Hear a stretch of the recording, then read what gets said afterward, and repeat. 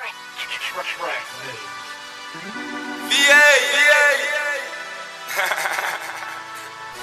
about that time. Almost famous. Damn, I think I'm famous. The reason I'm out here doing this for independent artists, I saw there was a void within the industry for independent artists. They had no voice. I am the voice. I am Eddie Kayne. Damn, I think I'm famous. It's your man, the big homie Eddie Kayne. Eddie Kayne! I'm sitting with a woman, standing with a woman who needs no introduction. If you were to research, and I always advise people to research. Research is king. The people that you talk to and you consider a source. When you consider someone to be legendary in the game and really be the plug. Because everybody's the plug. Right. This is the plug. Do your research. Wendy Day. Google her. Whatever you need to do. Call some friends. Ask somebody. But this is the true plug of the industry. We're going to start this interview because I'm going to be honest with you. I'm a fan of your work. Thank you. I know the history because I did my research. We're going to start early on in your career. Okay. What made Wendy Day interested in hip-hop music? Insanity. No, that's not true. I started listening to hip-hop in 1980. Okay. Before some of you were even born. Mm-hmm. And I loved the energy and the passion in the music. Okay. You know, and that's really what drew me into it. I started listening to lyrics. Mm-hmm. I mean, I love the beat. Everybody loves the beat because you like to move and groove to it. But the lyrics are what sucked me in. I remember listening to Chuck D from Public Enemy, and he was talking about Malcolm X. Okay. And I was very intrigued by who Malcolm was. So I did what everybody does when they hear the name Malcolm X. I read the autobiography of Malcolm X, right? Mm-hmm. And in the autobiography, they talked about some books that he had read when he was incarcerated. And I went to the library in New York, the Schomburg Center in Harlem, and I found some of those books and I read those books. And that took me down a path of going to study African American Studies at Temple University under Dr. Malefi Asante, who's one of my heroes. Mm. And I learned about the struggle, and I learned about how people of color are oppressed in the in the world, but especially in the United States. And I realized that in the music industry, it's kind of the same old shit. It's the same thing. Mm. And I decided to start Rap Coalition. I started it in 1992 with my own money. I decided that I wanted to help make a difference with rap artists because it was my favorite music. It was like my way of giving back, Eddie, if that makes sense. Yeah. I wanted to help rap artists that were in bad situations get out of those bad situations. Wow. And into good situations. There were numerous artists that you helped do that. Could you give me just a few of those artists that you helped out of those bad situations? Wow, there were so many, like thousands of artists, in bad situations. Common, Killer Priest, Raz Kaz, God, there's so many, like for me to even sit here and name drop. Right. I've been doing this for 24 years, all the way up to Young Buck recently, right? Wow, that's crazy. Yeah, so there's just been a lot of artists that I've really gotten to help. The ones that really stand out, though, are the Chameleons, because that was a turning point in my career. That was in 94. I pulled them off of... they were on Island Records, and I pulled them off of Island Records, and one of the two guys in Chameleons had a cousin named Tobin Costin out on the West Coast, and Tobin was running Masterpiece label for him. Oh. So they put me in touch with Tobin, and Tobin was in the midst of negotiating the deal at Priority, and they were a little bit nervous because they were going through E.A. Ski and his manager at the time, and E.A. Ski was signed to Priority Records. Mm-hmm. And they were a little nervous to have somebody that was signed to the label doing the deal to get somebody on that label. So they reached out to me and said, hey, could you help us? Mm-hmm. And the rest, as they say, is history. So I got to play a role in Master P's first original deal, and he got to own his masters. And that's a great first deal to have like No under my question. belt, right? No question. So I was able to go on from there, and I worked with Do or Die in Chicago and Twista in Chicago, and then I went on to work with Eminem, which was really exciting. That was kind of Working cool. with M, one of the best rappers in the industry. Not only one of the best But rappers, businessman. but just a really good human being. Like I remember going through his original production deal that he had with the Bass Brothers, and I remember arguing with Paul Rosenberg saying, you know, I think I found a way out of this contract, and M just deaded it. He's like, it doesn't matter whether there's a way out or not. Like, these guys have really helped me when nobody else did. Like, what, you know, I don't want to get out of the deal. And I'm like, wow, like how cool is that somebody wants to stay in a deal with a production company when there's another bigger deal on the table. And I was so impressed by that. You know, like that loyalty and that. That was like a reverse, because you had just put blood, sweat, and tears in trying to find a way out, and then he comes back and says, I love that. Nah. I think that's and so cool. You could have been pissed off. Right. But you, it wasn't. I thought it was the ultimate reversed. loyalty. And the truth is, I don't know if he could have gotten out or not. You know, like Paul Rosenberg and I were arguing that. Paul was like, no, that's not what that clause means. And I'm like, I think this is what that clause means. And when I asked my attorney, he's like, yeah, it could be interpreted that way. Like we could fight that. Like we could, you know, that could be a grounds to sort of, you know, get out of the try to pull him out of that deal. And the fact that he did, you know, he deaded it. He's like, no, I don't want to get out of this deal. I think that they deserve what they get because they've done so much for me. And I'm from a world where rappers are like, you know, they're going to sign 50 million contracts and they're not going to pay attention. They just want the better opportunity. They're going to jump from ship to ship to ship, you know, until they get into that big deal. Yeah. You're infamous with the labels. They hate you. They hate to see you coming. Yeah, they probably do. You know, I've also made them a lot of money though, because I did the Cash Money deal. I did talk about. You know what I mean? We got to get into the M&M deal. Like there's like I made the labels a lot of money, especially the Universal family, right? Mm-hmm. A lot of money. So you know, I guess they probably do hate me. I hadn't really thought about that. They don't like to see you coming from the standpoint they know you know what you're talking about. A lot of the artists, the artists don't research. A lot of the artists. Why is that? Because artists, to me, think that their artistry is so good that they don't that everything is going to be carte blanche and handed to them. They don't think. Oh, that's so wrong. You know what I mean? Like, you're not wrong. Right. That thinking is so messed up. Like, that thinking is just so wrong. But because I think they see the Waynes and they see all of these different cats that have made it in the industry, I think that they think that, quote unquote, happens to everybody. Right.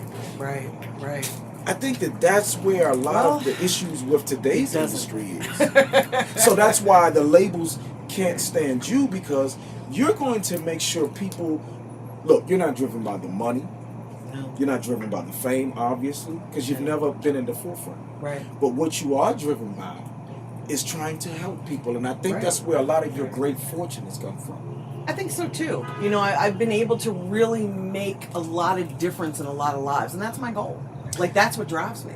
I really want to help people. One thing that we're going to talk about briefly, because everybody's talked about it, but it wouldn't be a part of your legacy if we didn't talk about it. And I know you hate talking about it. Is a lot of people do care about you and love you dearly because you've been instrumental in their deals, but some people didn't find it necessarily needed to pay you for your services. Right. And let's get into it real briefly. Cash Money. You took them to Universal, got them a major deal. How much was the deal for? $30 million. $13 million. Was that normal at that time? Oh God, no. No, it's not even normal today. Yeah, no. How were you able to construct and deal to get Baby and Slim that type of money from Universal? You have to understand that they had put out 31 releases over a 6-year period. You know, so they were hugely successful on their own. Okay. They didn't need Universal. Universal really needed them because they needed product in their pipeline. They needed more market share. Right. You know, so, and they weren't the only ones bidding. There were a couple of labels bidding on that, but Universal just seemed like the best place to go because they were able to retain their masters. They were able to utilize whatever department of Universal they wanted to. If they didn't want to utilize a certain department, they could go elsewhere, and that was unheard of. You know, they could go and hire their own video promotion team, you know, to work their product. Definitely. You know, at that point, Universal was just a distributor. So now you have, like Universal and a lot of great labels, you have really changed the industry. You have been a driving force in the way that the industry have operated over the years. I hope so. Quote unquote, I hope so. you helped take a lot of artists to different labels to shape the industry. Right. Well, and the thing is, Eddie, when I took artists, and I don't shop deals anymore, but when I did, because I don't think you need labels anymore. In case you're going to ask that. Oh, we're going to talk about that. We're going to talk about independent. Right. The new wave is independent. Absolutely, And we know that. absolutely. We know that. But when I used to take artists to labels, I kind of was like a matchmaker. You know, if there was a label that was great at street music, that's where I would take the street artist. I wouldn't take the street artist to an Epic or something. to Interscope, right, which is super pop, Right. At least it was back in the day. So you want to make sure that you go where the label is best at your type of music. Okay. You see what I'm saying? Definitely. $30 million. You were supposed to get a cut. You were supposed to get taken care of. Yeah, they were supposed to pay me. They didn't. I sued them. I got paid. How do you feel about, as you watch the Wayne situation unfold with Baby, and you having a real great relationship with these guys at one point in time, does that kind of like solidify what you basically went through about the business with Cash Money? You know, the thing is that with Cash Money, they don't seem to pay anybody unless they have to. And I had hoped that because Wayne was their anchor act that they would pay him, but apparently that's their business model. That's their MO. That's how they rock. MO. That's how they rock, yeah. You know, so when I first didn't get paid by them, I was very offended by it because I had worked really hard for them for 9 months, basically for free. Right. And I was kind of upset by that, but I realized that it wasn't personal. Wow. You know, they just don't pay anybody. It just seems to be their business model. So moving forward, And it's not just them, by the way. There's a lot of people out here that don't pay their artists. They're not unique to that. are you serious?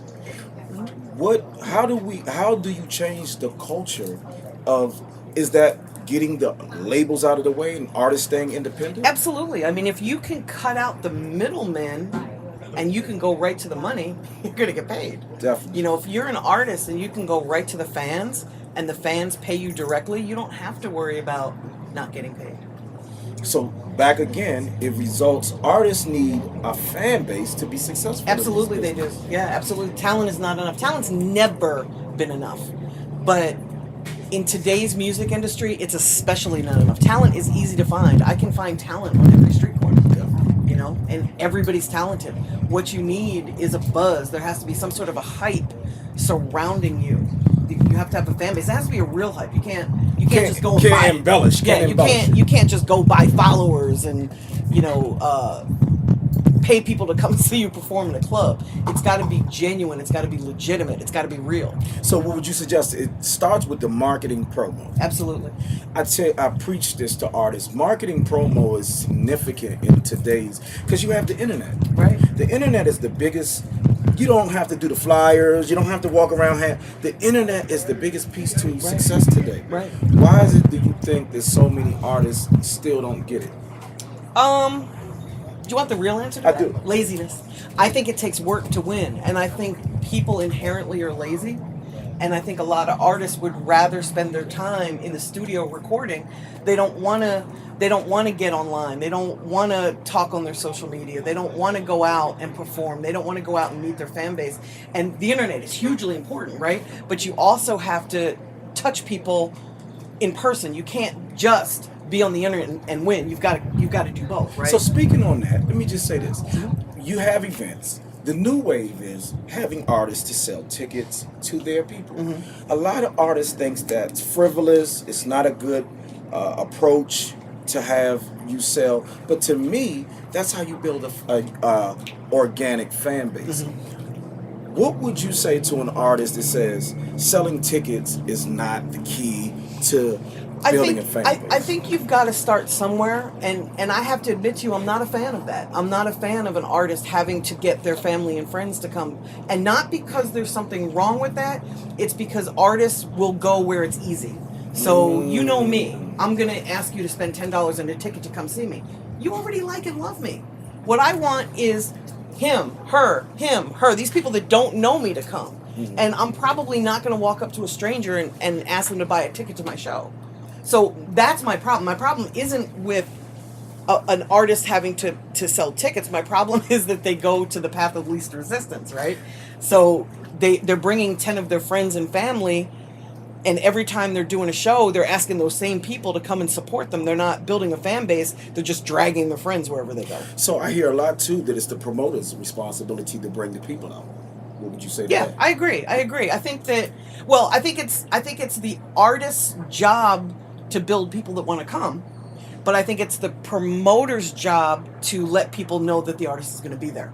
So it's sort of like a joint venture, if you will. If you're a promoter and I'm an artist, I have to bring my fan base to the show, but you also have to advertise that I'm going to be there so that other people that I don't reach will know to come see me. So it's sort of like I'm helping you make money and you're helping me make money. It's exactly. It's like a hand in hand. But when those artists can't bring anybody out? Well, when you start, you can't bring anybody out, can you? No. You've got to build your fan base. But when they have been in it for a period of time and they still have this lackluster or this mindset. Yeah, now we have a problem.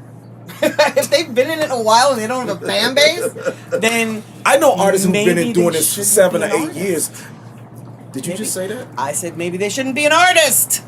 Maybe there's a better job in the music industry for someone who can't build a fan base. But they might be great artists. They might be great at what they do with the artistry, but they just can't bring people out. Then maybe they should have a team.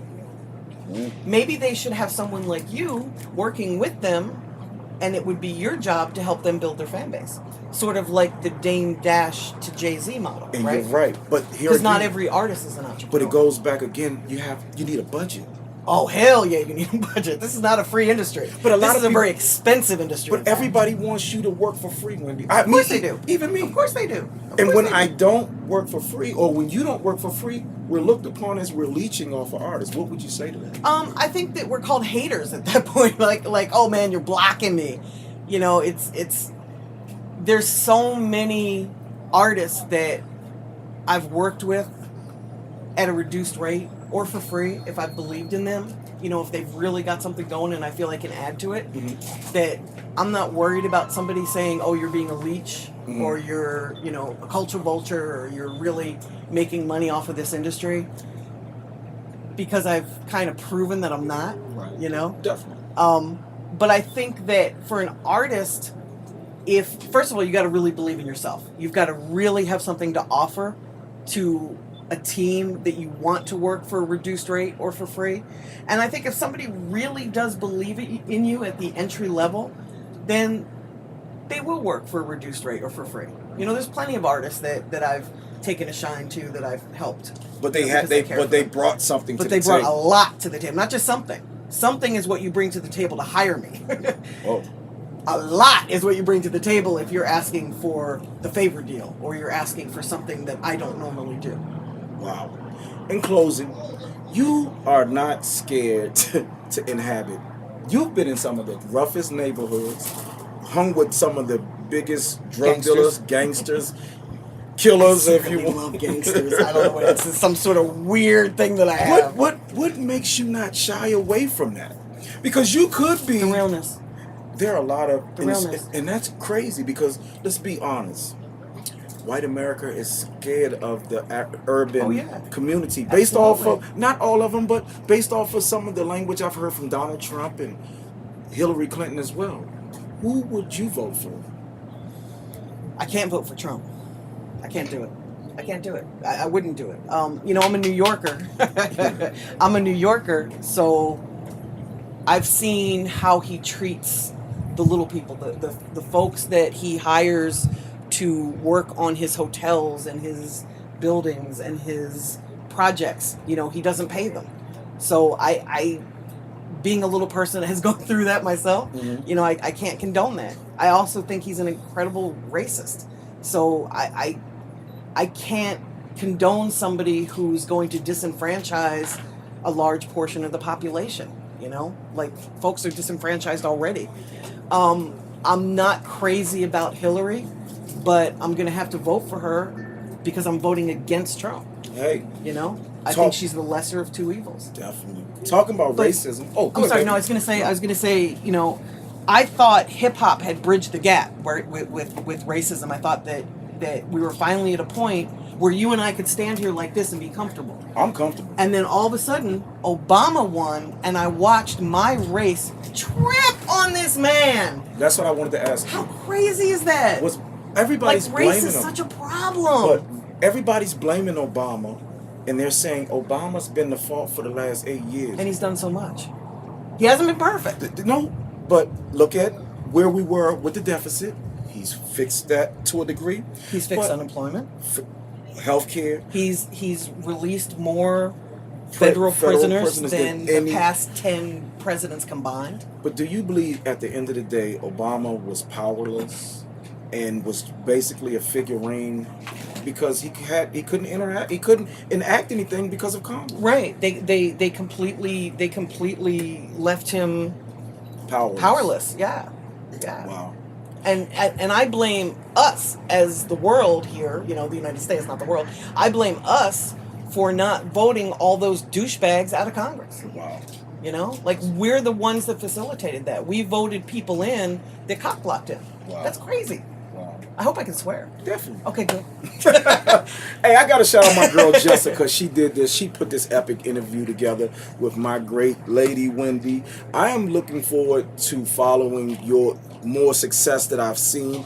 Tell people where they can follow you at. Absolutely. You can follow me at Rap Coalition, and you can also follow me on YouTube. I just set up a channel this week. This is Wendy Day. It's on YouTube, and I'm dropping jewels. Hey, for free. Yay! I'm going to Yay! yay! Free! I'm going to be pushing this link, so be looking for me to push this link. Wendy's new YouTube, and it's going to be crazy where she's going to be giving you a guide to the industry. Exactly. Like how to make money with music. Basically. Step by step. Absolutely. My new friend. Hey, Wendy Day. Make sure you follow her. Once again, it's your man Eddie Kayne. 10-time award-winning radio show, The Eddie Kayne Show. I love this lady. Thank you, sweetie. Thank you for your time today. Oh, thank you for your time. This is the true plug.